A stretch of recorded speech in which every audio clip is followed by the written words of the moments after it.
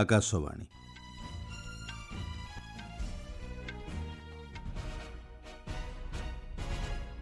ସମ୍ବାଦ ପଢୁଛନ୍ତି ସତ୍ୟବ୍ରତ ବେହୁରା। ମନ୍ କି ବାତ୍ର 132ତମ ସଂସ୍କରଣରେ ଆଜି ପୂର୍ବାହ୍ନ 11ଟାରେ ଉଦ୍ବୋଧନ ଦେବେ ପ୍ରଧାନମନ୍ତ୍ରୀ। ପଶ୍ଚିମ ଏସିଆ ପରିସ୍ଥିତି ଦୃଷ୍ଟିରୁ ସକ୍ରିୟ, ସମନ୍ୱିତ ଏବଂ ଭବିଷ୍ୟତମୁଖୀ ଆଭିମୁଖ୍ୟର ଆବଶ୍ୟକତା ଉପରେ ପ୍ରତିରକ୍ଷା ମନ୍ତ୍ରୀଙ୍କ ଗୁରୁତ୍ୱାରୋପ। ମାନବିକ ଅଧିକାର ଓ ଧାର୍ମିକ ସ୍ଥିତି ନେଇ ପାକିସ୍ତାନର ସ୍ୱତନ୍ତ୍ର ବାଣିଜ୍ୟିକ ମାନ୍ୟତା ଯାଞ୍ଚ କରିବା ଲାଗି ୟୁରୋପୀୟ ସଂଘର ଦାବି ଏବଂ 19ତମ IPL କ୍ରିକେଟର ପ୍ରଥମ ମ୍ୟାଚ୍ରେ ସନ୍ରାଇଜର୍ସ ହାଇଦ୍ରାବାଦକୁ 6 ୱିକେଟ୍ରେ ପରାସ୍ତ କଲା ରୟାଲ ଚ୍ୟାଲେଞ୍ଜର୍ସ ବେଙ୍ଗାଲୁରୁ। ପ୍ରଧାନମନ୍ତ୍ରୀ ନରେନ୍ଦ୍ର ମୋଦି ଆଜି ପୂର୍ବାହ୍ନ 11ଟା ବେଳେ ଆକାଶବାଣୀର ମନ୍ କି ବାତ୍ କାର୍ଯ୍ୟକ୍ରମରେ ଉଦ୍ବୋଧନ ଦେବେ।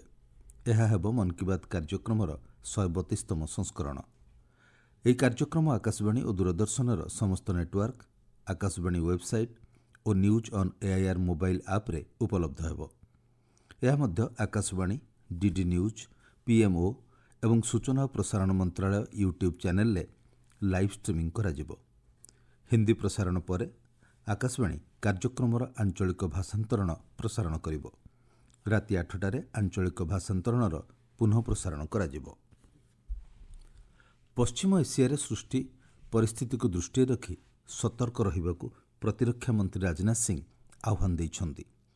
ଏକ ସକ୍ରିୟ, ସମନ୍ୱିତ ଏବଂ ଭବିଷ୍ୟତମୁଖୀ ଆଭିମୁଖ୍ୟର ଆବଶ୍ୟକତା ଉପରେ ଶ୍ରୀ ସିଂ ଗୁରୁତ୍ୱାରୋପ କରିଛନ୍ତି। ଗତ ସନ୍ଧ୍ୟାରେ ନୂଆଦିଲ୍ଲୀରେ ଏକ ମନ୍ତ୍ରିସ୍ତରୀୟ ଗୋଷ୍ଠୀର ବୈଠକରେ ଅଧ୍ୟକ୍ଷତା କରି ଶ୍ରୀ ସିଂ ଦେଶରେ ଶକ୍ତି ଯୋଗାଣ, ଅତ୍ୟାବଶ୍ୟକ ସାମଗ୍ରୀର ଉପଲବ୍ଧତା ଏବଂ ଦେଶର ଯୋଗାଣ ଶୃଙ୍ଖଳ ସମ୍ପର୍କରେ ସମୀକ୍ଷା କରିଛନ୍ତି। ବୈଠକରେ କେନ୍ଦ୍ରମନ୍ତ୍ରୀ ନିର୍ମଳା ସୀତାରମଣ, ହରଦୀପ ସିଂ ପୁରୀ, JP ନଡ୍ଡା, ଜିତେନ୍ଦ୍ର ସିଂ ଓ K ରାମମୋହନ ନାଇଡୁ ପ୍ରମୁଖ ଯୋଗ ଦେଇଥିଲେ। ମନ୍ତ୍ରିସ୍ତରୀୟ ବୈଠକରେ ଦେଶରେ ଯୋଗାଣ ଶୃଙ୍ଖଳ ସ୍ଥିର ରଖି ନାଗରିକମାନଙ୍କୁ ସେବା ଯୋଗାଇ ଦେବା ଲକ୍ଷ୍ୟରେ ସମସ୍ତ ବିଭାଗକୁ ପ୍ରସ୍ତୁତ ରହିବା ଲାଗି ମନ୍ତ୍ରୀ ଶ୍ରୀ ସିଂ ପରାମର୍ଶ ଦେଇଥିଲେ। ଅନ୍ୟପକ୍ଷରେ ସଠିକ୍ ସୂଚନା ପ୍ରସାରଣ ସୁନିଶ୍ଚିତ କରିବା ସହ ଗୁଜବ ଏବଂ ନକଲି ସୂଚନାର ମୁକାବିଲା କରିବା ଲାଗି ସମସ୍ତ ମନ୍ତ୍ରଣାଳୟ ଓ ବିଭାଗଗୁଡ଼ିକୁ ନିଜ ନିଜ ମଧ୍ୟରେ ସଠିକ୍ ସୂଚନା ଆଦାନ ପ୍ରଦାନ କରିବାକୁ ପ୍ରତିରକ୍ଷା ମନ୍ତ୍ରୀ ନିର୍ଦ୍ଦେଶ ଦେଇଥିଲେ। ପ୍ରଧାନମନ୍ତ୍ରୀ ନରେନ୍ଦ୍ର ମୋଦି ବିଶ୍ୱସ୍ତରୀୟ ଆହ୍ୱାନଗୁଡ଼ିକର ମୁକାବିଲା ପାଇଁ ସାମୂହିକ ପ୍ରୟାସ ଏବଂ ରାଷ୍ଟ୍ରୀୟ ଏକତା ବଜାୟ ରଖିବା ଲାଗି ଆହ୍ୱାନ ଦେଇଛନ୍ତି। ସେ କହିଛନ୍ତି, ପଶ୍ଚିମ ଏସିଆରେ ସୃଷ୍ଟି ହୋଇଥିବା ପରିସ୍ଥିତି ସମ୍ପର୍କରେ ସଂସଦରେ ଆଲୋଚନା ହୋଇଛି ଏବଂ ମୁଖ୍ୟମନ୍ତ୍ରୀମାନଙ୍କ ସହ ମଧ୍ୟ ବୈଠକ କରାଯାଇଛି। ଗତକାଲି ଉତ୍ତରପ୍ରଦେଶର ଗୌତମ ବୁଦ୍ଧ ନଗର ଜିଲ୍ଲାର ଜେୱାରଠାରେ ନୋଏଡା ଅନ୍ତର୍ଜାତୀୟ ବିମାନ ବନ୍ଦରର ପ୍ରଥମ ପର୍ଯ୍ୟାୟ ଉଦ୍ଘାଟନ କରିବା ପରେ ଶ୍ରୀ ମୋଦି ନାଗରିକମାନଙ୍କୁ ଧୈର୍ଯ୍ୟର ସହିତ ପରିସ୍ଥିତିର ମୁକାବିଲା ଲାଗି ଆହ୍ୱାନ ଦେଇଛନ୍ତି। ସେ କହିଛନ୍ତି, मैं देशवासियों से फिर से कहूंगा, हमें शांत मन से, धैर्य के साथ, एकजुटता के साथ, मिलजुल करके इस संकट का सामना करना है। ये पूरे विश्व में परेशानी पैदा करने वाला संकट है।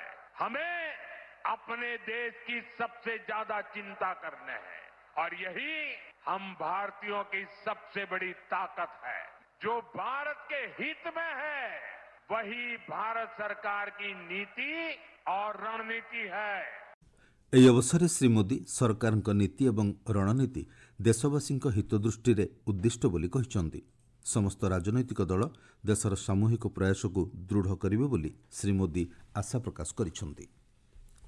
ମଧ୍ୟପ୍ରାଚ୍ୟରେ ସଂଘର୍ଷ ଜାରି ରହିଥିବା ବେଳେ ଦୁବାଇରେ 2ଟି ଆମେରିକୀୟ ସେନା ଶିବିର ଉପରେ ଆକ୍ରମଣ କରିଥିବା ଇରାନ ଦାବି କରିଛି। ଇରାନ ପକ୍ଷରୁ ଉଭୟ କ୍ଷେପଣାସ୍ତ୍ର ଏବଂ ଡ୍ରୋନ୍ ସହାୟତାରେ 500ରୁ ଅଧିକ ଆମେରିକୀୟ ସୈନ୍ୟ ରହୁଥିବା ଶିବିର ଉପରେ ଆକ୍ରମଣ କରାଯାଇଥିବା କୁହାଯାଇଛି। ଇରାନୀ ମୁଖପାତ୍ର କହିଛନ୍ତି, ଦୁବାଇରେ ଆମ୍ବୁଲାନ୍ସଗୁଡ଼ିକ ଆହତ ଏବଂ ମୃତ ଆମେରିକୀୟ ସୈନ୍ୟମାନଙ୍କୁ ସ୍ଥାନାନ୍ତର କରିଥିଲେ। ଅନ୍ୟପକ୍ଷରେ ନିଜର ସେନା ଉପରେ କୌଣସି ଆକ୍ରମଣ ହୋଇନଥିବା ଆମେରିକା କହିଛି। ଇତିମଧ୍ୟରେ ଇରାନ ରାଷ୍ଟ୍ରପତି ମାସୁଦ ପେଜେସ୍କିଆନ ଆମେରିକା ଇସ୍ରାଏଲ ମେଣ୍ଟକୁ ସମର୍ଥନ କରୁଥିବା ଉପସାଗରୀୟ ଦେଶଗୁଡ଼ିକୁ ଚେତାବନୀ ଦେଇଛନ୍ତି। ସେ କହିଛନ୍ତି, ଯଦି ସମ୍ପୃକ୍ତ ଦେଶଗୁଡ଼ିକ ସେମାନଙ୍କ ବିକାଶ ଓ ସୁରକ୍ଷା ନିଶ୍ଚିତ କରିବାକୁ ଚାହାନ୍ତି, ତେବେ ଆମେରିକା ଇସ୍ରାଏଲକୁ ଇରାନ ଉପରେ ଆକ୍ରମଣ ଲାଗି ନିଜ ଅଞ୍ଚଳକୁ ବ୍ୟବହାର କରିବା ଲାଗି ଅନୁମତି ଦିଅନ୍ତୁ ନାହିଁ। ଆପଣମାନେ ସମ୍ବାଦ ଶୁଣୁଛନ୍ତି ଆକାଶବାଣୀରୁ। ମୁଁ ନିଖିଲ କହୁଛି।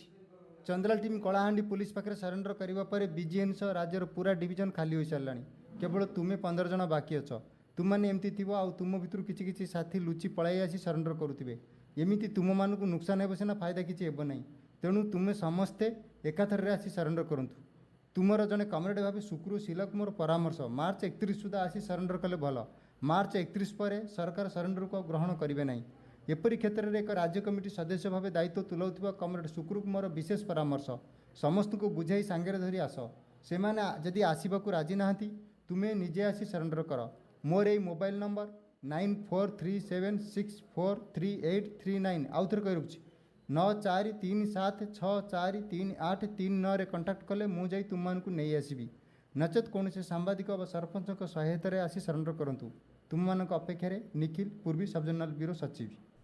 जेनेभा स्थित जातिसंघ मानवाधिकार परिषद पाकिस्तान स्वतंत्र वाणिज्यिक मान्यतार जांच करने लगी कहते परिषदर 61तम अधिवेशन में जोग देइथिबा अनेक गुड़िए यूरोपीय देशर राजनीतिज्ञ एवं राजनैतिक प्रतिनिधि यूरोपीय संघ द्वारा दि जाइथिबा जीएसपी प्लस मान्यतार जांच लगी दाबी करिसेंति।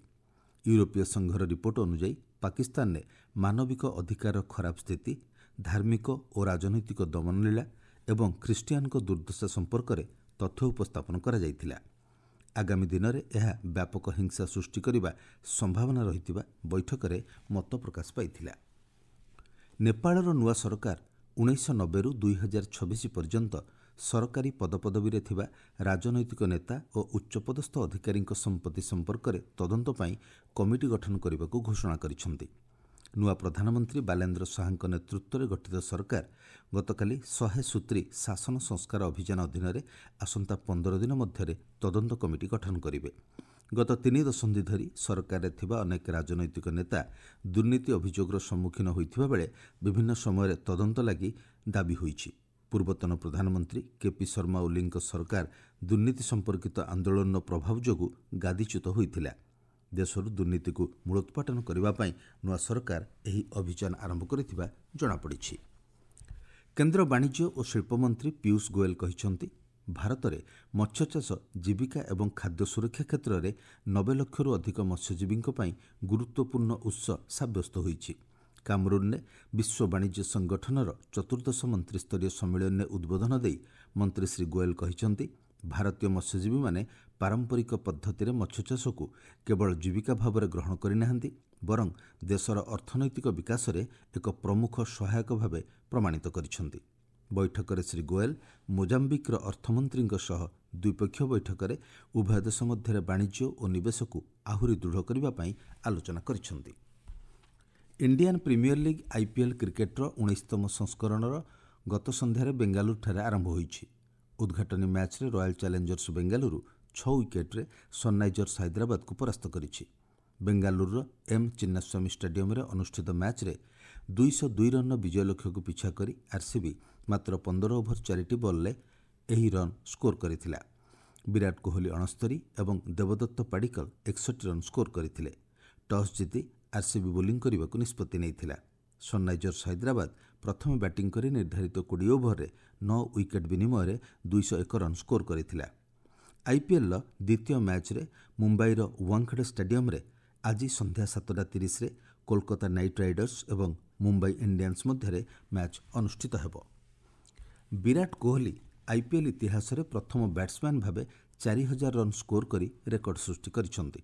गत संध्यारे अनुष्ठित 19तम आईपीएल क्रिकेटर प्रथम मैच रे सही सफलता हासिल करिसेंति। पाकिस्तान पूर्वतन बैट्समैन शोएब मलिक को अतिक्रम करी विराट कोहली टी20 क्रिकेट रे षष्ठ सर्वाधिक रन संग्रहकारी आख्या अर्जन करिसेंति। खेलो इंडिया जनजाति क्रीड़ा 2026 चतुर्थ दिन में छत्तीसगढ़ भारोत्तोलनकारी निकिता एवं ओडिशार महिला संतरणकारी माने स्वर्ण पदक हासिल करिसेंति।